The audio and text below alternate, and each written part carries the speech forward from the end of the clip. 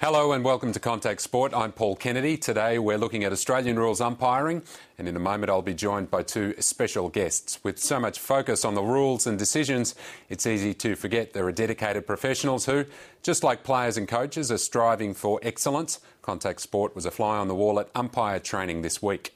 Got the leg speed, might need it in the end. It's a goal. That is a super. Oh, it's not a goal. Goal umpire says no goal. Over the line. But it's a super play. What's happened here? They don't know. Let's have a look. Oh, that's a disgrace. That's a goal. That is a disgrace. That's a goal. He's in perfect position, the goal umpire, and he stuffed it up. That is unforgivable. That is. He should never go umpire again. And we have a look at a quick kick here. Now the North players are saying touched or hit the post. And Tony will take the repeat group out under the freeway. Is there anyone interested in an easy 30 minutes? No. Yep. Okay, so Jack will take the easy 30 minutes. You might actually just go out for 15 and turn around and come back the whole way. And then the Latour group can meet in the gymnasium to do the fartlek on the bike. He's actually a horse trainer.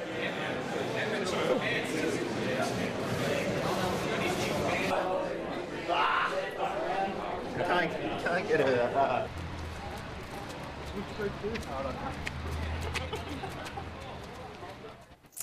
And they were the umpires running off for their Wednesday night session. I'm joined by leading AFL umpires now, boundary umpire Ian Burrows and goal umpire Luke Walker. Thanks for joining us. Thanks for having us. It would be good to get some insight for today's show and just why, first of all, you became umpires. Ian, we'll start with you. What brought you to being a boundary umpire? Well, I played lots of junior footy, obviously, when I was younger. Played through to like the end of juniors, under 16s, and was still pretty keen to stay involved, but wasn't necessarily that keen to keep playing. So a good way, I was always pretty fit as a youngster, so I thought a good way to stay involved was to take up the boundary umpiring.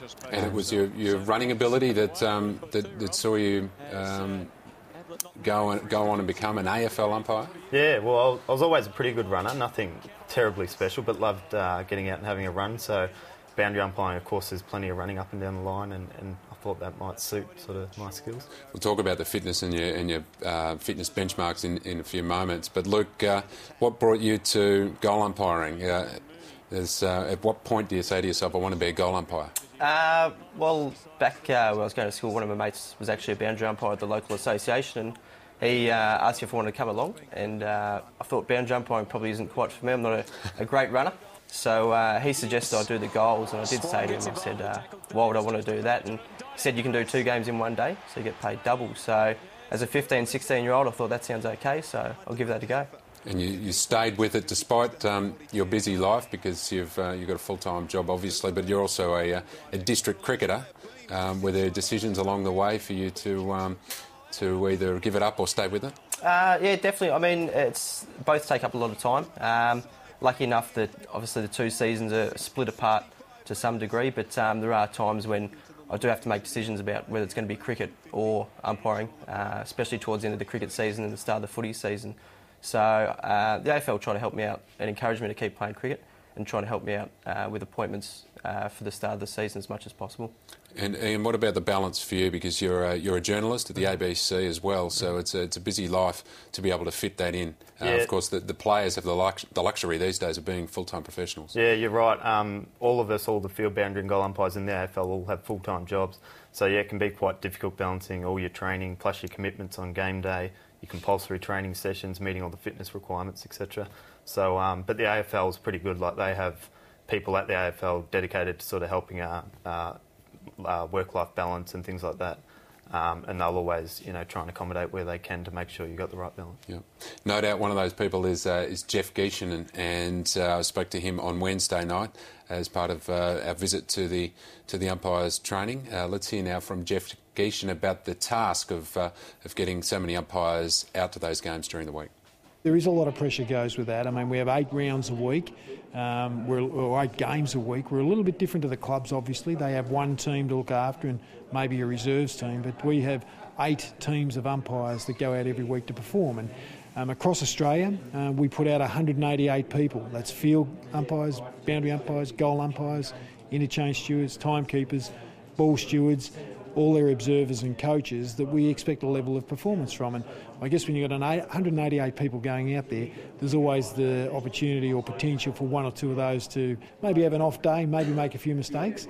And when that happens, obviously the pressure comes on us. You know, you would have seen firsthand tonight the level of sort of professionalism that the coaches go about their business with, the level of professionalism that the fitness staff go about their business with, and you know, then the meetings they have regarding teamwork and how they're going to go about it on the day. So, you know, some people might say it's an overkill, but no, we think the game demands the utmost professional performance from our people, and we try to deliver on that every week. And yes, we're going to make mistakes. I think there's a perception out there of 100% accuracy 100% of the time, but I can tell you, you know, after 10 or 11 years in this role, that's never going to happen. It hasn't happened before, and it probably won't ever happen in the future. So we've got to understand mistakes will be made.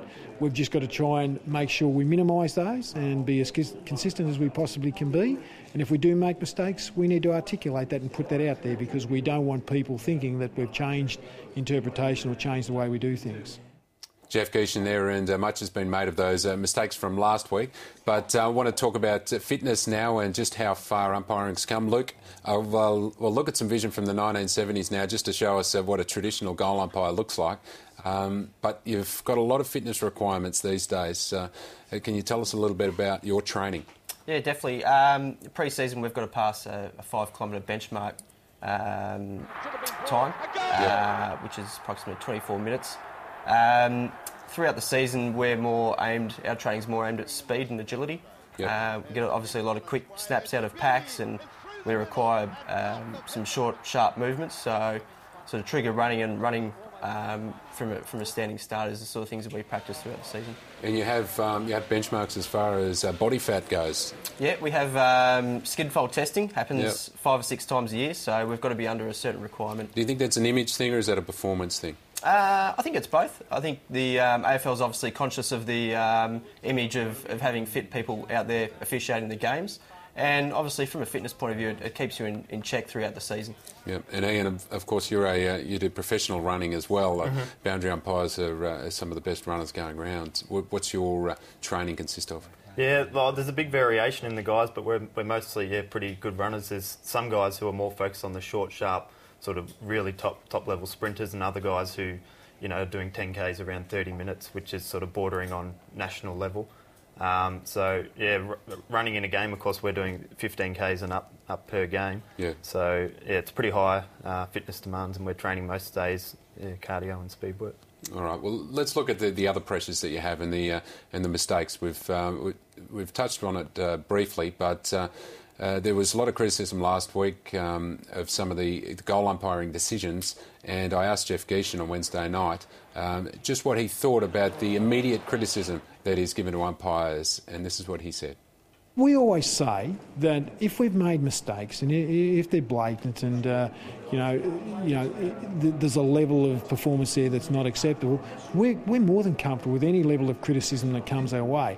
I guess the umpires, and I've been close to them now for a long time, where we do get frustrated is when they actually get it right, and some commentators still infer that they got it wrong or infer that, it's not right. That is really frustrating.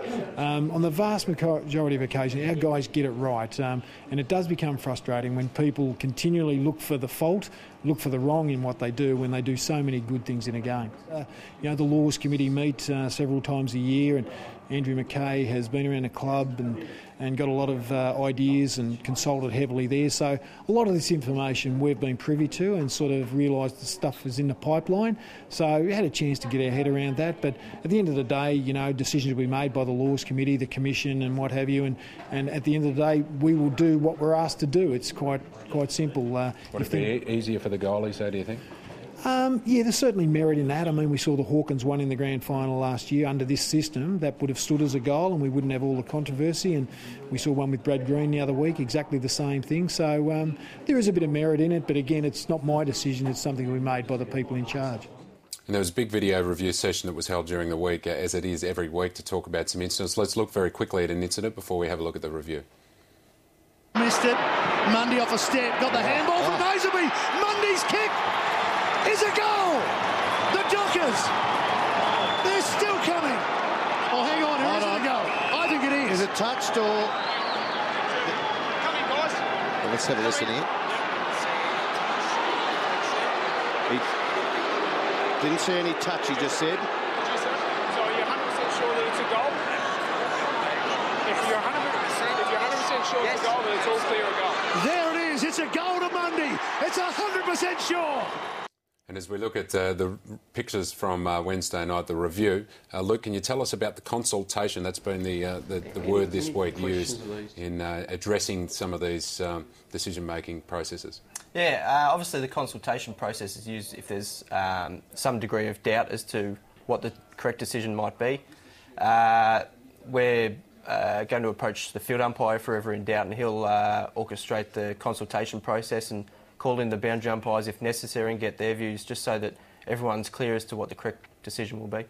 And Ian, we're looking at these meetings now. Obviously, they happen a lot, and is that a big part of your job? Yeah, absolutely. As you can see there, we've got a lecture theatre there at training, and every week we'll be in there at least once or twice a week watching decisions, discussing, issues from the weekend, and yeah, there's a lot of ongoing education all the time. Is there camaraderie, Luke, when somebody is in the spotlight? Do you spend that time sort of going over and trying to help each other? Yeah, definitely. There's also obviously a lot of behind-the-scenes chatting going on. Everyone in the group is really close together, really good mates. So when someone is under the pump, we obviously will support them.